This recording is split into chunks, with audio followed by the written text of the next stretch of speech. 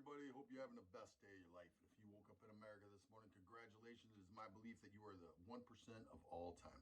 What the most rare thing in the world is not water, it's not gold, it's not silver, it's not diamonds. The most rare thing in the world is liberty and freedom. And you woke up in a country where your liberty and your freedom as an individual are protected and guaranteed by the truth of the Constitution of the United States of America. All right. This worldview sprang from a Judeo-Christian worldview. And out of that Judeo-Christian worldview came the Enlightenment. And from the Enlightenment came everything that we have today. Everything that we have today came from Judeo-Christian worldview tempered by the Enlightenment. All right. Science, the ideas, when Isaac Newton, the father of modern science, the reason what motivated him to look at the world the way he did was because he believed in a creator and he wanted to think the thoughts of God after him. His thought is, if there's a creator of all of this that we see, then there has to be an architectural design and there has to be an engineering paradigm on how all this works. And so Isaac Newton set out to think the thoughts of God after him. This is a quote, to think the thoughts of God after him. It was because Isaac Newton was a Christian who believed in a creator, who believed in a divine being who created all this with organization and design, that we have modern science. Okay, Isaac Newton. Now, you didn't know, now you know, all right? Pretty cool. So what we're going to do today is we're going to talk about two different worldviews, all right? Kamala Harris said earlier last week that there is no vaccine for racism. And I would totally agree with Kamala Harris on this. There is no vaccine for racism in the exact same way as there's no vaccine for sin. There's no vaccine for murder, for adultery, for fornication, for theft, for covetousness, okay? Racism is a sin. And in that sense, we are all sinners. And so therefore, there is no vaccine for that. However, there is a cure. This Jewish carpenter named Jesus of Nazareth said 2,000 years ago, over 2,000 years ago now, that do unto others as you would have them do unto you. Okay? When I was a child growing up in the public school system here in St. Louis, I remember on the board there was this piece of paper and it said the golden rule: do unto others as you would have them do unto you. See, I'm in Generation X. Generation X, we were so blessed. We were the first generation to be raised after the Civil Rights Movement. We were a generation being raised with the worldview that you do not judge someone based on the color of their skin, but you judge them based on the content of their character as individuals, all right? So it doesn't say, that worldview, by the way, there's all these false dichotomies set up by the left who want to argue this point. That worldview, by the way, does not say, I do not notice that you are black, or I do not notice that you are brown, or I did not notice that you are Asian, okay? It doesn't say that. What that worldview says is that you are black, that's cool. Just like if you're tall or short, fat or skinny, you know, blue eyes, brown eyes, green eyes, it doesn't matter. I'm judging you by who you are as an individual and not by the color of your skin, all right? I'm giving you the respect as an individual for who you are, the freedom and liberty. This is our system of government. This is the way our whole system was designed. All right. Do unto others as you would have them do unto you. Do not judge people based on the color of their skin, which you do see, obviously, but you judge them on the content of their character as individuals. Now, that worldview leads to a place where Martin Luther King Jr. can make the I Have a Dream speech, which I'm going to do a whole video on this soon, but he can get up in front of 250,000 Americans and Washington, D.C. in 1963 and say, I have a dream. And what does he talk about in that speech? He talks about a Christian worldview. He talks about America being a great nation. He talks about America, the Constitution and the Declaration of Independence as being great principles. But in the course of 1963, he stands before America and he says, I believe in you. I believe what you said. I believe in the American worldview. But you guys wrote us a bad check. You guys told us that all men were created equal, endowed by the Creator with certain unalienable rights. Among these are life, liberty, and the pursuit of happiness. And when you said this, you said it to all people. And he said, you gave us a bad check, and we're here today to get a good check. Well, you know what happened?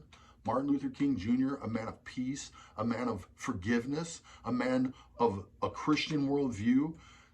Go back and read that speech. It's an amazing speech, by the way. All right. He was not a pushover. Martin Luther King Jr. was a tough dude. That guy was tough as nails, but he believed in America. He believed in truth. He believed in the individual, and he wanted that check cashed. And you know what happened? 64 Civil Rights Act, 65 Voting Rights Act, 68 Fair Housing Act. That's what happened. And instantly, like that, in the mid-60s, institutionalized racism in the United States that had been established by the racist Democrats in the South and had been established by racist Democrats who migrated to the North as they began to lose their power in the South. This institutionalized racism was legally destroyed. All right, Brown versus the Board of Education, 64 Civil Rights Act, 65 Voting Rights Act, 68 Fair Housing Act, destroyed institutionalized racism in the United States. Do you hear what I'm saying? There is no institutionalized racism in the United States today. If you want to debate that point or argue that point, I will meet you anytime, any place, anywhere, and I will debate you, because it will be as simple as debating that the sun rises in the east and sets in the west. It is a fact, all right? But we have a worldview today that does not believe in facts. It does not believe in truth. It does not believe in the individual. It does not believe in America. It does not believe in the Constitution. This is the left. The people that are behind BLM, the people who are behind Antifa, also known as Democrats, they do not believe in America.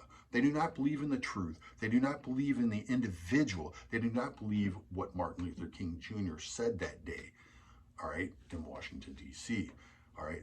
My generation was blessed. We have the cure for racism. Will there still be racist individuals? Of course there will. There will also be individuals who are murdering, stealing, doing all kinds of horrible things. But the cure for racism is this: do unto others as you would have them do unto you. And since this was said by a Jewish carpenter over 2,000 years ago, I'm pretty sure it's not a white supremacist concept. Do unto others as you would have them do unto you. And then Martin Luther King Jr. said it another way. He said, don't judge people by the content, don't judge people by the color of their skin, judge people by the content of their character as individuals. I had a conversation today with a young lady as a bank teller, and it was amazing. We talked for like probably 10-15 minutes. There wasn't anybody there behind me or anything, and she was a black lady, and it was obvious that she was a Christian, and we were talking and laughing and cutting up. None of this stuff was there. None of all this crazy white supremacy stuff, and every relationship is a power play. If you do not know about critical theory or critical race theory, look up a guy named James Lindsay. James Lindsay will get you up to speed. You need to understand this stuff, because this is a worldview. Critical theory, critical race theory is the worldview that actually fuels all this insanity we see around us. Those 3 kids that smashed that old man in the back of the head, it's a direct, ideas have consequences. That is a direct consequence of people teaching these children that they are victims, that they are discriminated against, that the system is set against them. That is a lie. That is not true.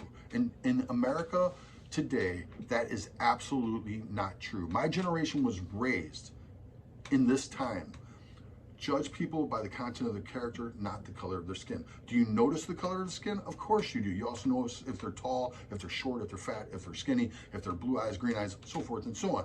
Of course you notice the color of their skin. The point of Martin Luther King is that that's irrelevant to how you treat them. All right, it's not irrelevant to who they are, but it's irrelevant to how you treat them. You treat them as an individual. This is America. This is the American worldview. It is different than the Marxist worldview. The Marxist worldview is responsible for the death of over 500 million human beings in the 20th century. Today, what we're dealing with in this critical theory, this critical race theory, and all the things that it's applied to, we're dealing with a worldview that is actually a hybrid of Marxist philosophy, and it is actually more dangerous. All the things that we see going on right now is a direct byproduct of this worldview. So Kamala Harris said there is no vaccine for racism. I would agree with that, but there is a cure for racism. That cure is Jesus Christ laid it out. Do unto others as you would have them do unto you. Jesus Christ also said, be known for your love, be known by your love for one another. And Martin Luther King Jr. said,